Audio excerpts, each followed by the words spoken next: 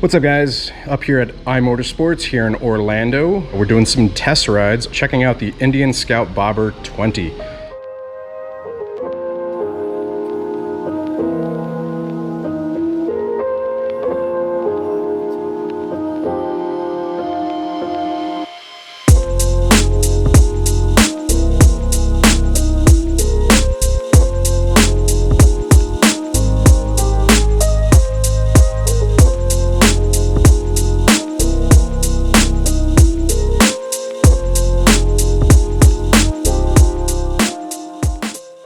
Santa here. He's going to be giving you guys all the tech specs. So what can you tell us about the Indian Scout Bobber 20? Here we got, like you say, Indian Scout Bobber 20. It's called 20 because it's the anniversary for the Scout 1920, 2020, so you got 100 years there. What makes this bike special is the look, you know, the mean look, aggressive, but also the styling. Compared to the Scout Bobber 60, which is the base model, here you have a 6-speed transmission combined with a 1200 cc's, you know, 100 horsepower from factory. Ooh, 100 horsepower, so yeah, on a small bike too. Yeah. So also keeps the same style, short rear fender, short front fender, lace wheels right here, evoking the past, you know, 1960s, 1970s, vintage shopper bobber style. So you have it here, combined it in one machine. You got different options, you got different colors. That's a Indian Scout Bobber 20 also? This is another Indian Scout 20, just in a different color. This is called 1926. So this is the seat that they want to evoke the seat that was used in the 1920s. Liquid cooled engine, full of power, forward position. Awesome. Would you mind sitting on it just so we can kind of see? You said you're 5'7", right? I'm 5'7", so 5'7". This is a low platform, man. So the Scout platform, it's very low. I'm 5'7", so you can look at it. So Knees bent, feet firmly planted. We got a 7-inch tall handlebar, you know, just to give it more comfort. If you compare to the regular bobber, your riding position is more relaxed on this one. It's not like too leaning forward. Yeah, you're more upright. So you don't have a lot of stress here. This is the right combination if you want to have style, comfort, and look, man, because it's a very sexy bike. Fabuloso. Fabuloso. Fabuloso. This is amazing for all those lovers of technology and USB. GPS. You got a USB charging port right there. Nice. Very cool. On this Scout, you can get a lot of accessories, you know. You can get like a pouch here just to put your phone. You can get a saddlebag to put here. You can have a rear passenger seat, you know, with a CC bag. The accessibility to accessories is pretty big. There are some fairings that you can use with some models, just like the fairing that is used at the chieftain. And then LED indicators on the front of this one and the rear, same as the Scout 60. Cool. All right, well, let's go take it for a ride, see what it feels like. All right, guys, here we are at the ride portion. Got the key in the ignition left side, on. Oh man, this is so much different in terms of the ergonomics as compared to the regular Scout Bobber. Bars higher up, man, that makes a huge difference. Way more comfortable. I mean, you're not like down here like on the last one. So going over controls, you got these mirrors that are underneath, which I'm a big fan of. I like that. High beam, low beam over here, indicators left, right. All your indicators here in the gauge. You got your horn, on, off, and your starter. Which that's cool about Indian, you just press and it starts. So yeah, like I was saying, indicators here in the gauge, left, right.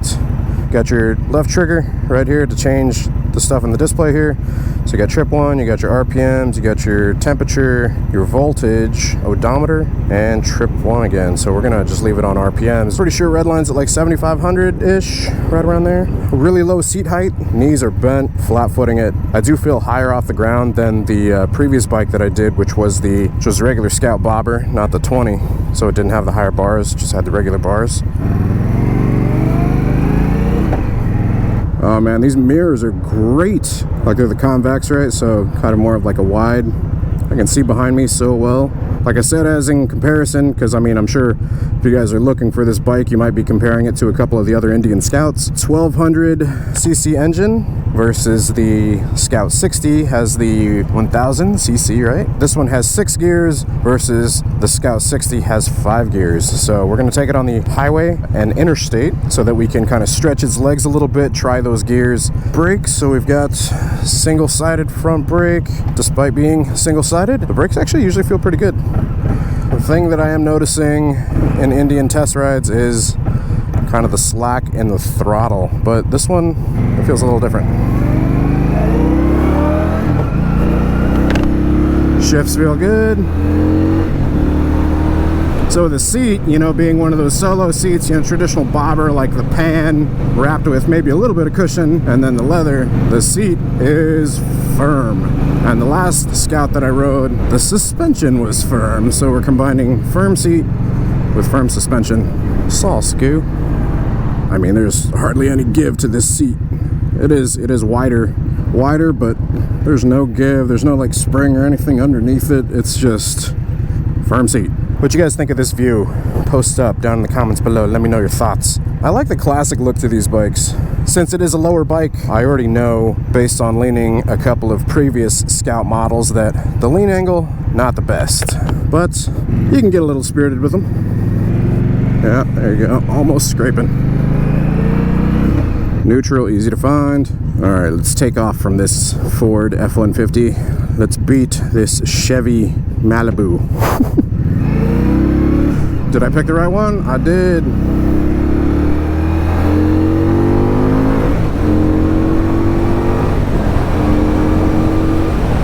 It's responsive. It's got some great power to it. But I will say, with this seat, I feel like I'm gonna go off the back. Because it doesn't hold you at all. Definitely, like when accelerating there, I find myself like leaning forward, but also like pulling on the bars because my butt feels like it's gonna go off the seat. It's a cool look, but you combine that look with a fast bike. I don't know that it's the best combination.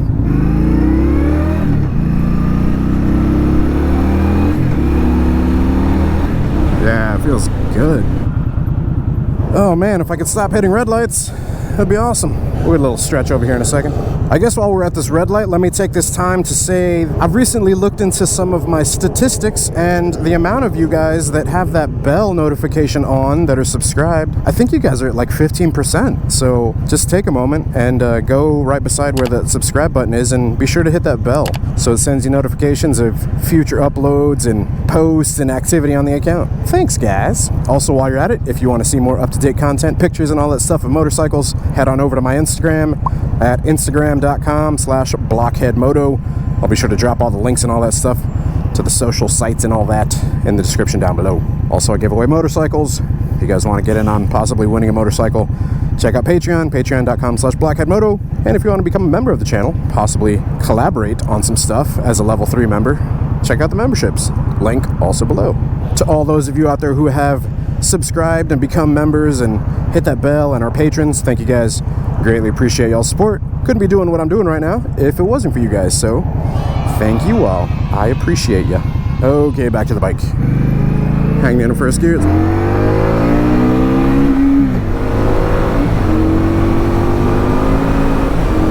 All right, so bounce it off red line. So we found the rev limiter. That's good. This bike sounds good. Like, there's a noticeable tone difference in the exhaust versus the Scout 60. So what do we get up to, like 5th gear there or so? We'll definitely get it up into 6th gear on the interstate. Oh my god, so many red lights. Whew, I'm sweating bullets right now. It's hot. Looks like you got a couple spots up top here if you want to put the mirrors up top. You got some little plugs there.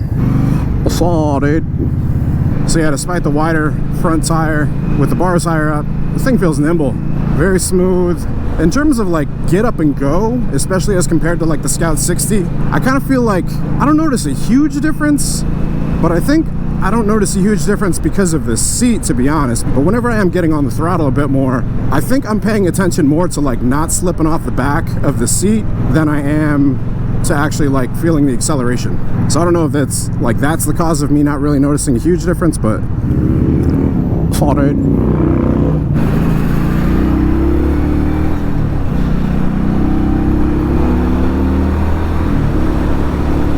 Yeah, it feels good. Plenty of power to get in and out of traffic. Ugh. Rough suspension though.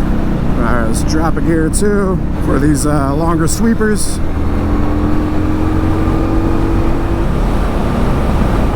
Is it just me or am I have to constantly readjust these mirrors? I feel like they keep moving. Alright, coming up to the interstate portion.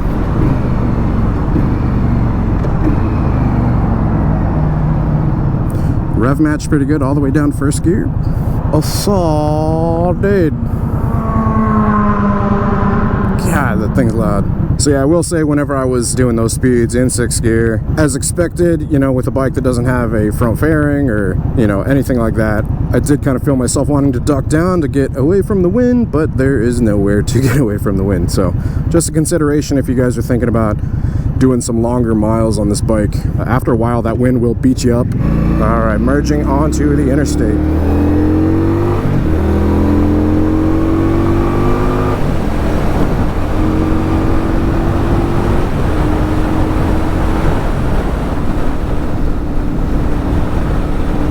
I feel like a sheet in the wind right now.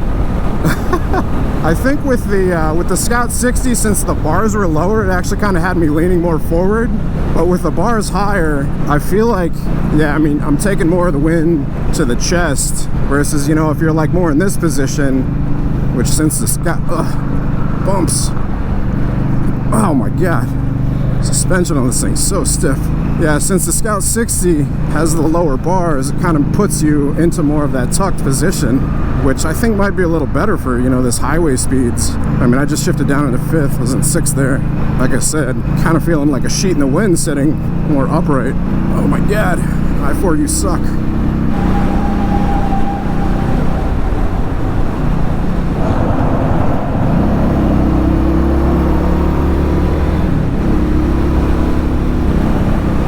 My God, the seat looks cool, but oh my God, it is this is not the most comfortable thing. I mean, the Scout already has stiff suspension, and then you combine this seat with it, and just, whoo, it's a little rough on the bumps, guys. Yeah, like I was commenting on earlier, lean angle wise, I don't have that much more to go. It's a lower bike, so lean angle isn't going to be the best. So if I were in the position, oh my God. So if I were in the position of the Scout, like the regular with the bars, I'd be like more down here. Definitely makes the wind more bearable. But upright, yeah, you're just taking it all to the chest. It's pushing me back. And it pushing me back, plus this seat, not the best combination ever. So, Scoop.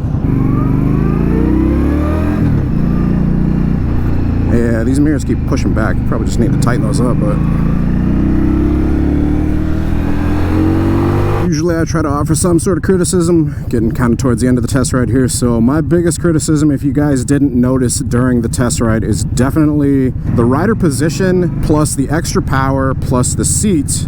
I think it's good in theory, but it just, to me, I don't think it really goes together. You've got a stiffer seat with a stiff suspension, you're more upright, you need something to kind of hold you in, since this bike is the larger between the Scout and the Scout 60, right? The bigger engine, more power. I don't know, I just kind of feel like you need a seat that's going to hold you in more. The look of it, it's just beautiful, but in terms of functionality, not the best combination. But it's got plenty of power to it, good braking. If you're just using this thing for around town, like, you're probably good. It's not going to beat you up too much, but if you're trying to do those highway miles, whew. It's one of the things I like about these bikes, though. Since they feel a little like smaller, lighter weight, they feel a little more like nimble. Skirt.